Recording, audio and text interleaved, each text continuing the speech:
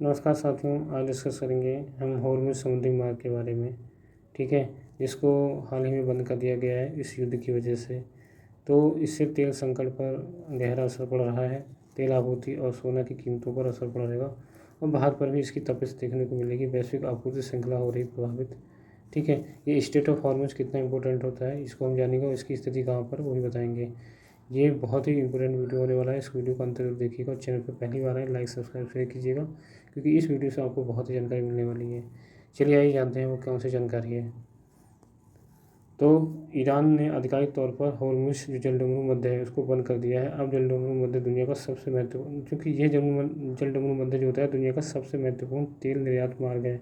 ये सऊदी अरब, Iran, Iraq और संयुक्त अरब अमीरात जैसे खाड़ी के सबसे बड़े उत्पादकों को ओमान की खाड़ी और अरब सागर से जोड़ता है। इस समुद्री मार्ग से दुनिया के 80% कच्चे तेल की आवाजाही होती है। ठीक है, तो ये कितना इंपॉर्टेंट आपने जान लिया है। कहाँ पर दिखाई जा रहा है स्क्रीन पर। अब बात करते हैं अमेरिका इजराइल हमले के दौरान ईरान के खारक द्वीप के पास भी विस्फोट हुए हैं। और खारक द्वीप क्या है? ईरान अपने कच्चे तेल का 90% खारक के रास्ते से ही निर्यात करता है, जिससे हॉर्मुज़ जलडमरू मध्य से भेजा जाता है। ठीक है, अब इसका असर भारत पर क्या पड़ने वाला है, ठीक है, वो भी देख लेते हैं। तो बात करते हैं निर्यात पर भी असर पड़ेगा और भारतीयों की सुरक्षा को लेकर भी, और डिजिटल खतरा भी बढ़ सकता है।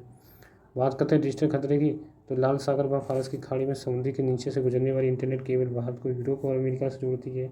युद्ध में इन केबल को नुकसान होने पर बैंकिंग, आईटी सेवाएं, संचार पर खतरा मंडरा सकता है।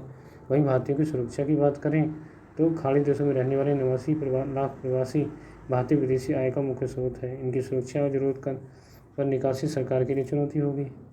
वहीं पर चाबहार वाहन भी जद में है।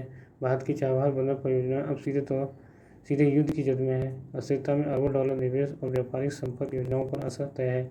शिपिंग इंश्योरेंस प्रीमियम में वृद्धि हो सकती है। चाबहार भी जद में है। भारत की चाबहार बंदर परियोजना अब सीधे युद्ध की जद में है। अस्थिरता में अब अरबों डॉलर निवेश और व्यापारिक संपर्क योजनाओं पर भी असर तय है। तो शिपिंग इंश्योरेंस प्रीमियम में वृद्धि होगी। तो दूसरी तरफ भारत के निर्यात का 10% से ज़्यादा हिस्सा भारत के निर्यात का 10% से ज़्यादा हिस्सा इस हॉर्मुज़ मार्ग से होता है। अब इससे चावल जो बासमती और मसाले, ताज़े फल, सब्जियां और इंजीनियरिंग के सामान इसी रास्ते से जाते हैं, तो वो दिक्कत होगी नहीं होगी। Federation of Indian expert organisation क्या कहते हैं, उनकी अपनी राय है।